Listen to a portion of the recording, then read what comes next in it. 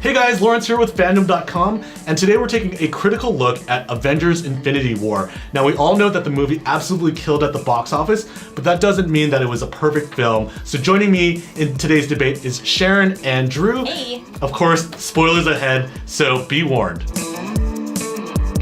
So Thanos was undoubtedly the core of this movie. Yeah. He was the central character, the central villain, and by far the most powerful villain that our heroes have seen in all of the Avengers films. Yeah. But as a villain, did he work?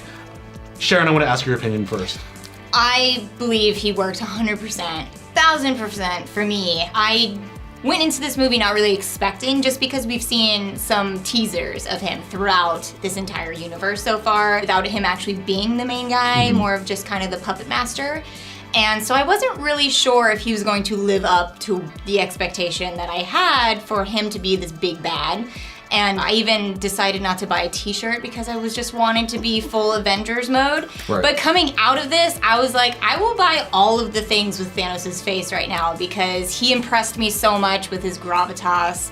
And for me, it was a home run. Yeah. Wow, I mean, I didn't dislike Thanos. I will say, I think Josh Brolin's performance is fantastic. Yeah. Like, that, for me, actually saves the character. I felt that for as much as Thanos was in the movie, I don't think they spent the right amount of time with him. They did, emotional beats, but it felt very kind of like boilerplate. Like, it was like, well, we got to get little tiny bits of punch up to make sure he's not a totally inhuman character. Right. Again, like, I won't say that's the fault of Josh Brolin. I think he's great. I think that the CGI capture for Thanos is fantastic. The motion capture, I would say. And that is Josh Brolin. That's what's so important, is that it comes through all of the digital artifice. You get Josh Brolin. I think the only other person you could really compare it to is somebody like Andy Serkis playing like Caesar or Gollum. Right. So I think Brolin's performance is great. I just kind of wish, they'd spend a little more time making me care about Thanos. See, I would disagree that. I think that there's already been a little development there through Gamora and in the previous Guardians movies, where I felt like we already knew that she was his favorite daughter and that there was a lot of tension between Nebula and Gamora based off of Thanos' love between them. Right. And for me, those emotional beats were definitely hit, where I just ended up welling up once they ended up going and him having to chuck her over the edge for Soul Stone. It was very surprising that you could see in his face that there could be a little compromise to his decision. And she was very much like, you'll never do it, you have no feelings kind of a thing. And so that slow-mo of like him dragging her to the cliffside, my breath caught. I just didn't realize it was gonna happen. And it also, there was a lot of weight in the very end, where there's that close-up on Thanos' face. So basically that mocap, that wonderful Josh Brolin performance, where, he completed his tasks, everything that he needed to do in Infinity War that he set out, he accomplished. But you could see that little bit of regret. He wasn't really sure, he was happy that he's made this universe a whole other thing now. But you can just see that he's not quite sure about what just happened. Right. I have to ask you guys, because the last Marvel movie that came out, everybody praised that villain as being the most real villain, and that's clearly somebody who had motivation, and he was a new character, so he didn't have these little Easter eggs that were dropped in other films. Do you feel like, relative to Killmonger, Thanos still works? Because some people have felt that, Killmonger is just so much more well-rounded, even though he only appeared in that one film. You can take that. Sure, I love Killmonger, and that's when I talk about not spending the right time with Thanos. Thanos is in the movie a whole bunch, but it's a lot of his bad guy pontificating and, throwing moons, which is cool. I'm all for throwing moons. But when you look at Killmonger, I think the first scene you see him in, you know who he is, why he's doing what he's doing, when he says that, you stole these artifacts from my people and I'm taking them back. And the scene in Black Panther when he goes and sees the spirit of his father. They spend so much time like really making you care about him, devoid of his villainous intentions. Whereas Thanos is a character who is propelled by the plot, by his villainous intentions, and then the emotional stuff is kind of like afterwards. I would say that Killmonger, the minutes that they spent on Killmonger, there's a lot of character development in those few minutes, whereas there's a lot of minutes with Thanos that are just for show, for special effects, and maybe in that sense, which again is fun, which is fine for a big blockbuster, but personally, I feel that some of that character development may have been a little bit lacking. So why don't we talk about some other characters? Wait. Yeah. No. I love Killmonger, Right. and coming out of Black Panther, he was definitely like, there was Loki and there was Killmonger for me, and those were the ones that I really like bought into, and these were great. And they had more, they have more of a story than just, I'm a mean guy and I want to do something horrible to people, right? And for me, Thanos is basically like Killmonger times infinity. He Did doesn't. they get that infinity in there, by the way? Yeah, you know. Trademark. You know, Killmonger is a human being. So for me, it made sense for him to have more of like a human depth about him. Whereas Thanos is basically this big block of a guy who's like this giant godlike person who surprised me that he even had human emotions about him. So for me, it's kind of a little flipped where I didn't expect him to be like this guy with a range of grief and everything like that. So it for was me, like the surprise. the surprise that he actually cared for Gamora and that was kind of slowing him down in the process of getting to wherever he needed to be was a shocker to me. So I was expecting kind of just the big lug of a guy who's just like, I'm just out to, you know, F everything up. Yeah. But instead, you know, he knew that he had to make a really hard decision in order to get to that point. And I think he just didn't even know he could get there. And once he did, he was kind of proud of it. But now you can almost see that he like looked a little inward, like, oh crap, did I just do this? So that was my take on it. Okay, well, we can agree to disagree on that, but Yes. I think we can all agree that, you know, given the limitations of having so many characters in a film like this, there were certainly some characters that felt a little underdeveloped. And for me, I think The Incredible Hulk was one of them. I would agree. I call this a one-line fix where at the beginning we see the Hulk attack Thanos and great, like we know it's like the strongest person in the Marvel Universe Thanos can take. But the rest of the movie, the Hulk refuses to come out. Now it's very easy to infer like, well, it's because he took a whooping, but for this kind of movie, I think you could fix that in one line of dialogue with Bruce Banner saying, the Hulk is scared, which gets across the point and also again raises the stakes. Like, we've never seen the Hulk scared of someone, which only makes Thanos even more of a threat. The only other character I would say I felt kind of weak about was Thor. How so? Like, well, because You shut your mouth. well, it's because I love the opening scene. I love the opening scene. The stakes were so high. It was This is wonderful. literally the last of his people, and they're dying. For sure, but then the rest of Thor's plot is literal wheel spinning. He has to spin a giant wheel to get the plot going. All right, Sharon, why was, in your opinion, Thor not underdeveloped? Other aside from his overdeveloped muscles. I think Thor is probably, well, first, I think we can clarify that Thor is officially the hottest Avenger out there. There's no fight. Top three. I'll give him top three. Got it. Those bearded guys who just really kicking it, right? So for me, I think Thor has been treated pretty well even in his solo movies so far, like with Ragnarok really being kind of a little bit more of a coming into his own.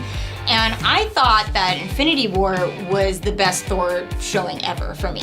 And that was mainly because he's not the meat-headed guy that we've been seeing through like 1 and 2 and then sort of still 3. He was kind of like teenagery, right? The way that he would... He was just Chris Hemsworth riffing, and I kind of like that. He is, but this one I felt like he's feeling the weight of his world destroyed. And then, of course, Loki. He's always had that soft spot for Loki, and seeing him die, and probably actually being dead, which is like a joke in the movie, right? Where he's like, I think this one might have actually like stuck this time. For me, I thought it was a great way to show that Thor is now, and because with the Hulk subplot, Thor is the most powerful Avenger that they have right now on the team.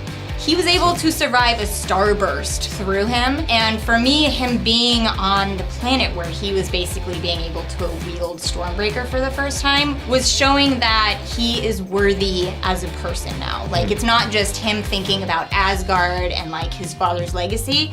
I feel as though his character has now gotten to a point where his character himself is worthy to wield something like Stormbreaker. Got it. And then once he ended up getting to Wakanda and starting to like, you know, kick everybody's ass, you saw that like he's stronger than ever right now, and it's really, really powerful, and I don't think they can complete the job without Thor anymore. You need a god to fight a god, basically. It's true, and he was actually able to technically kill Thanos. He just didn't, you know, finish Not the job. smart enough to go Not for the smart head. enough in the head. Still a little meat-headed. Still a little meat-headed. Well, a lot of the character development is also seen through relationships, and I think this is Yes. also where Hulk was a little bit deficient. We had seen so much of Hulk's relationship in the Avengers movies one line he with gets. Right. Black Widow. They didn't have much time this time. It was just that, who was it that was like, oh, this is awkward. It's that, like, hey, that Bruce. little moment. You know, what we did see was a really strong relationship between Scarlet Witch and the Vision. Yes. Very central to I the like that plot. a lot. What suffered was, I think, the Star-Lord and Gamora relationship. The other kind of central relationship in the plot. For me, Yeah. maybe it's because Chris Pratt is such a joker, and when you start having some of that emotional weight,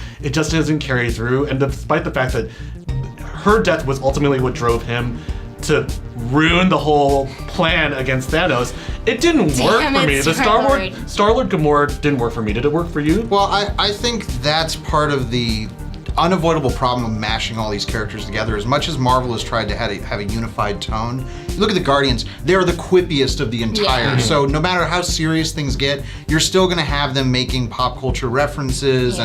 and quips. And this was a movie where I felt like they really needed to tone that back. Like, because when the heavy stuff hit, specifically with Star-Lord and Gamora, I just couldn't buy into it. And I had a similar problem with Thor Ragnarok, where it was such a goofy movie that I was Right. like, I can't really take this seriously. It's about genocide. But I'm having fun. Yeah, but Right, yeah. Both movies are about genocide, Yeah. essentially. So- and here's all these jokes. I do think that there's good performance there from Chris Pratt and Zoe Saldana, who is, great as Gamora. But yeah, I wish they kind of would have just dialed it back a little bit and been like, well, if we're gonna kill Gamora, we really need to make these scenes hit hard. More emotionally between weighting, them. yeah. Yes. Did you agree with that? I would agree that Peter and Gamora are definitely not the strongest couple in this whole thing, and I'm all in on this Scarlet Witch and Yeah. Vision. They broke my heart this entire movie. They were definitely the star ship going through this movie. I don't think it completely. Star-Lord and Gamora missed it completely for me, but I also believe that the more important relationship Gamora was with Thanos, obviously, for this one in particular. I did, my heartstrings definitely pulled when she made him promise to his mother to shoot her, which is obviously something that if Chris Pratt really nailed anything, it was that last scene in the first Guardians when he's listening to Yes. Austin Mix 2, right? Yeah. And you really see the fact that how much his mother meant to him. Yeah. So for her to be like, you better swear on your mother's grave, and he was just like, oh, This is damn. pulling out serious. And so that's yeah. the bubble gum. That's how that whole thing ended. Which I was terrified when he was about to pull the trigger on that. I think the humor just takes you so far out of it. Like, the bubbles were so silly. Was it a that little too much? That was took a you out really of it. pointed, bad timing for a joke. Yeah, Like, because Thanos is not gonna make it bubbles, right? He's gonna make the gun turn into something else. Just to make it bubbles seems so What else could it have been? clowny. well, It especially when he was doesn't like make it turning that Drax into blocks and Mantis into ribbons. I'm like, okay, Oh, I know, this that was is trippy. and crazy. cool. Yeah, right? I was like, oh my I god, was did they like, just die? Did he just chop them up? Yeah. For real? And then he shoots bubbles out of a gun. Yeah.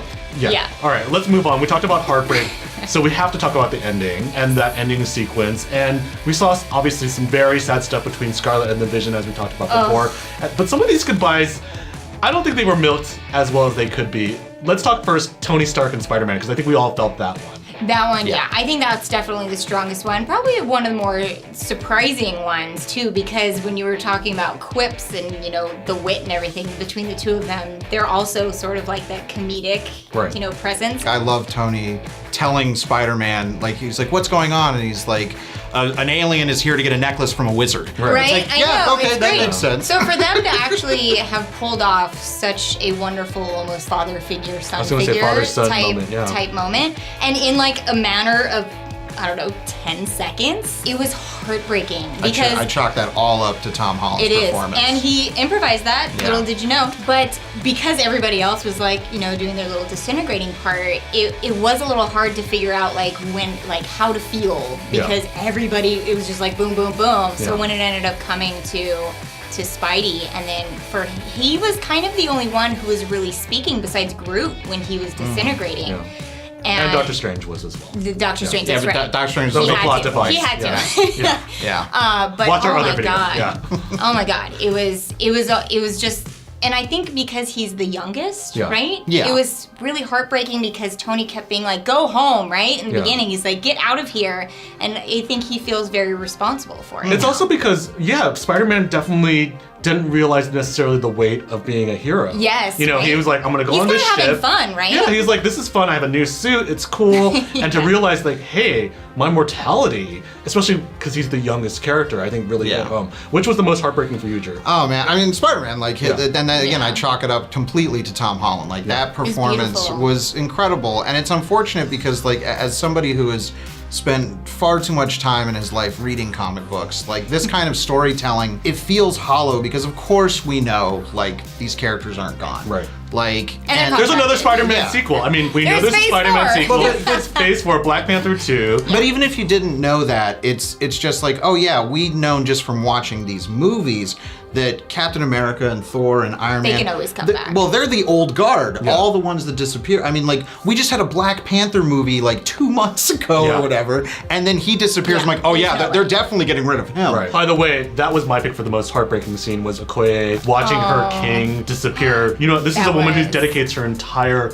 life to Yeah. protecting this man. He's not only her king, he represents her life's work, and for her to just Yeah. see him go, for me that was also equally as heartbreaking. But you're absolutely right, there's no stakes. We know there are sequels coming. So maybe it's the cynical entertainment reporters that we are, but we know that none of this is permanent. And for me, that just completely took me out of the whole emotional investment. I was so invested when Heimdall and Loki died because I was like, Yes. oh crap, this is for real. It This felt- is it felt permanent. real. It felt permanent. People turning into CGI dust doesn't feel. It was real. very X-Men: The Last Stand. I know that's blasphemy to say, but you know, You're on record now. Yeah, I am on record. For me, that's where it lacked. So, Sharon, weigh in on this ending, despite knowing, as you do because you work in this business, Yeah. that we have Phase 4 coming. Did it? Right, it still right, had this like weight that. for you? This kind of. For me, the stakes were high. I think it's just kind of, you know, maybe it just hits people differently by the time the credits start rolling. But for me, I was just speechless. There was this whole like being able to take yourself out of it of what are they gonna do? Like Yeah. it was kind of less of a I'm so sad they're quote unquote dead as much as it was just kind of like, oh, they're all effed. Like, where do we go from here? You know, like this was a huge team that, and these different groupings that you were really digging and like the friendships that were being created, suddenly they've all been split up. And Right. it's kind of that whole like, what if your friend, like your best friend moved across the country? You'd be sad, right? Yeah. They're not dead, but you'd be sad. But I do I like agree, how that's the right? real world. I know, that's the digital real world. ashing. You know, Thanos was messing with the stones and Yeah. everything, so it almost felt like this could have just been like, you know, him messing with the reality stone and they were like, you know, drifting off. So I was a little confused, but I was also, my stomach dropped. So it worked, but maybe it could have worked in a different, like, where'd they go kind of Yeah. sense. Like if maybe they just disappeared and like suddenly nothing happened. But then we wouldn't have had such an amazing moment from I Spider-Man. know, you can't have so- a monologue when you know, disappear in 1 second. Okay, final thought from you, Drew, and then we'll get a final thought from Sharon. I don't view this as a complete movie.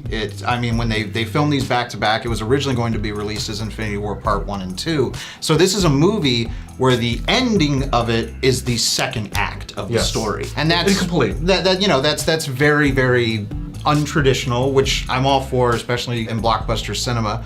But I don't feel like I can totally judge the movie as a singular thing, because it's not a singular thing. It's not designed to be. So I think when Avengers 4 comes out, it's going to change how I feel about this one, because I'll see it more as the part one it is. I mean, honestly, I would have loved if the movie was like 4 hours long and they had an intermission in the middle and just told the whole thing. And I'm sure when the next Marvel wouldn't because they need to make that money. Sure, Yeah. but when the next one comes out, you can bet that marathon's going to happen. We're going to Absolutely. show that back to back. Oh yeah, you're gonna be able to watch one and then watch the Yeah. other. But I would say my final thoughts is like it's not a complete movie, so it's hard to like pass complete much judgment on it. like complete judgment on it. Fair enough, Sharon. I think for me, it felt like a complete movie for Thanos' story. And I believe that this wasn't the Avengers story. This was Thanos' movie.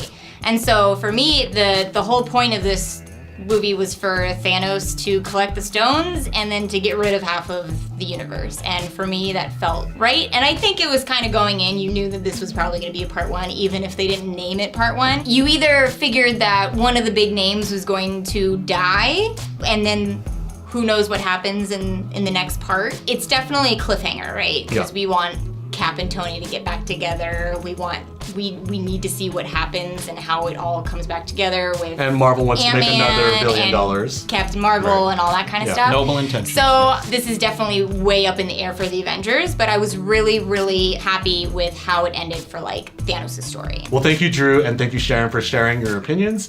We know that you also have your thoughts, so be sure to go to @GetFandom on Twitter and share them. Thanks, everybody.